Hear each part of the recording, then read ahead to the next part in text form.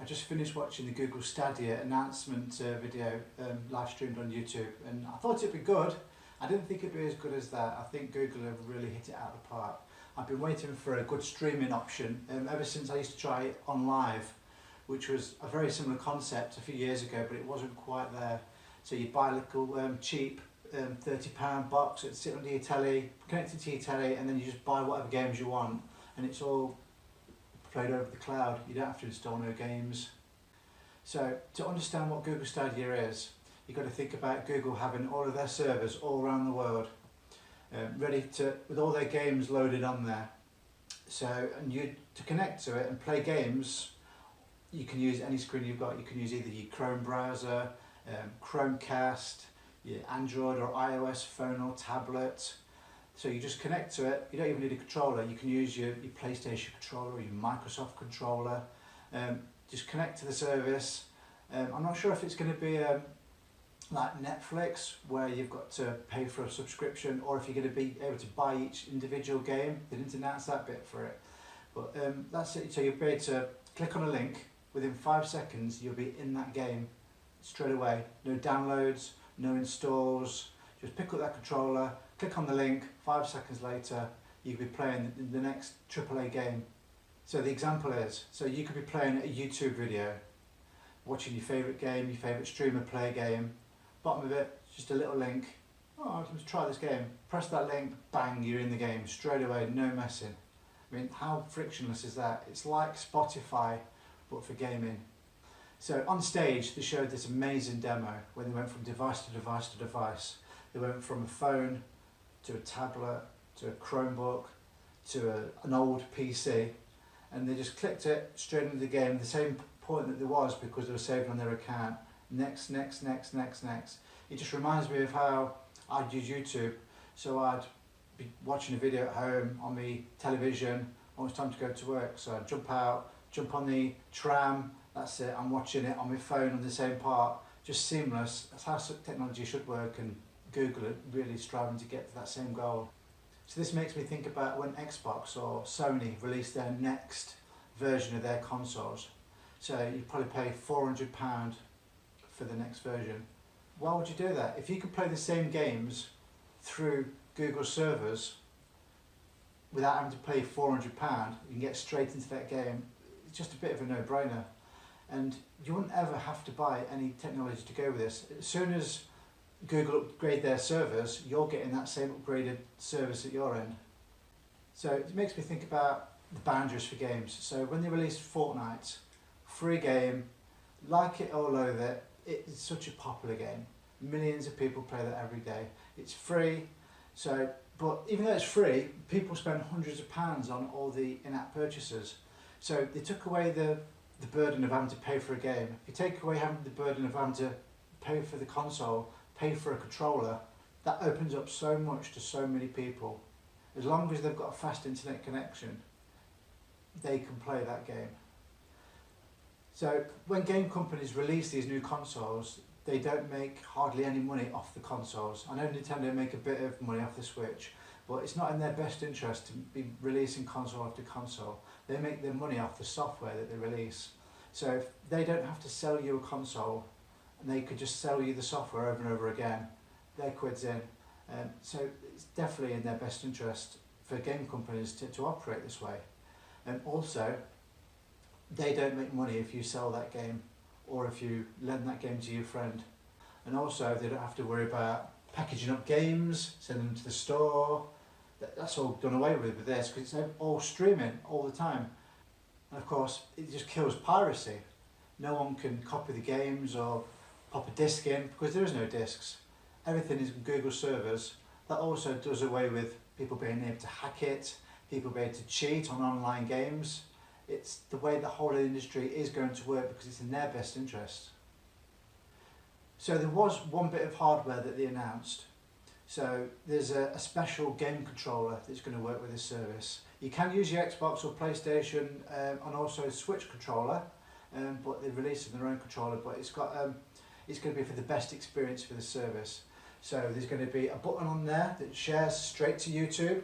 So there's a 4K stream that comes into your television, but there's also a 4K stream that's going into YouTube. So at any point you can press that button, share it to YouTube, and you can have it private or you can have it public for everyone to see. It's going to make things a lot easier for everyone. And also, there's also the Google Assistant button on there, which I thought was really impressive. So you press that button, if you get stuck on a bit in the game, and you say, how do I do this? And it will tell you, it shows you a YouTube video of how to do it. Last week I had a great example of this. When I was playing a game with my daughter, I was playing a Lego game and I couldn't get past a certain bit. So I had to get my phone out, I had to scroll to the right bit, find where it was, and then while my daughter shouted at me, come on daddy, let's play. And it's like, I've got to find out how to do this first. But with this, just one button, bang, same screen, found out how to do this. So another feature they announced was state share, which is really clever. So if you're in the middle of a game and you wanted someone else to share that same exact bit in the game that you're playing, you can click on the button on the controller and then share that through to them. So for instance, if you're low on energy and you've got zombies behind you and you wanted them to have the same experience that you did, you could share that same exact bit. I'm just thinking about if game companies wanted to promote a new game, like a third game of the trilogy, and they wanted to say, right, do you remember this bit from the first game where you went against the big baddie and you had low on ammo, or you remember this bit from the second game? The game companies could share a link to that same exact bit, and then anyone could just click on that link, play it as a demo. They wouldn't have to pay, and it would help sell the new game. Another feature for gamers, crowd play. So if you're watching somebody on YouTube, your favourite streamer, and you want to be part of that game with them, there could be an invitation button right underneath the screen. Click it and you could be playing that same game with that YouTuber, or you can ask to join the next game. I mean, people see YouTubers as celebrities. If they could play with their favourite gamer, it just marries the whole YouTube and the whole gaming world. They said that there was 200 million gamers every single day that uses YouTube to watch videos. It makes sense for Google to have those two services together. Because this is an online only service, they said that online things will work better. So instead of having a laggy multiplayer experience, so it depends on the lowest connection of the person, it could lag because they're lagging, so it lags for everyone. This one connection is going out to everyone, so it's the same constant connection, so it should run better. But they also said that they could have stuff like battle royales, where because it's online only, they could have thousands of players all connected to the server at once. Can you imagine? And because multiplayer is so much easier for them to do, it works better because it's online, they said that they could have better couch multiplayer. I mean, couch multiplayer is something that's very close to my heart. That's why I love playing Nintendo games. I don't want to play games with people around the world. I want to play with my family, all sat around the sofa with me, see everyone's face, see everyone happy and playing games. So they said that the reason why game companies don't do this so much is because they have to have the same screen, show it 4 different views, and that's a lot of lag on the computer system.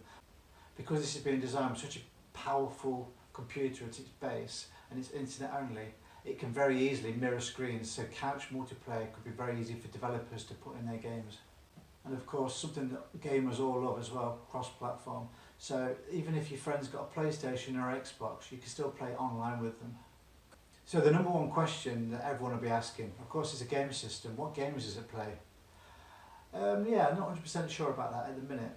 Eventually, there's no reason why I can't play a hell of a lot of games, but at the minute, all they've announced really is Doom Eternal, which is an ID software game. So that's going to be running at 4K, 1080p, 60 frames per second. And also, when they had the Project Stream, the demo before, that had Assassin's Creed on it. So I'm guessing that's also going to be part of the package later on. Nothing else announced yet, but who knows what's going to come in the future. There's no reason why it can't play any game on the planet. So they did a comparison with the Xbox One X and the PlayStation 4 with teraflops, and they worked it out that it had the same power as both of them put together in teraflops. Now they've done this announcement, it's up to the developers to get on board, so they've opened things up. I thought it was interesting that they're going to have a cloud development platform, so they don't need a software kit to be able to develop games for this, but they have already shipped out hundreds of development kits to studios, and there's also thousands have gone out to creatives. The gaming box is based on Linux, It runs on Unity and it also uses the Unreal Engine. So this is a platform that a lot of developers already use to develop games on, so it should be an easy transition to get games running for the new software. The next announcement I wasn't expecting, because Project Stream was US only, I thought we'd have the standard Google, US only for the first year, and then we'll roll out to the rest of the world. Google have actually come out and they've said it's going to be releasing later this year in the UK, US, Canada and Europe.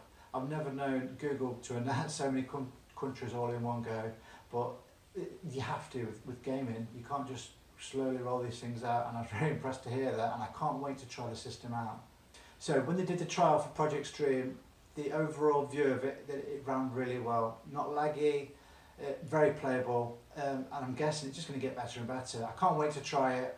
I'm looking forward to seeing what the hands-on are saying now that they're trying this out and doing the demos, and when they start rolling out the trials. I guess it's a case of watch this space, but it's got me very excited. Thanks for watching me today. If you've liked this video, like, subscribe, comment.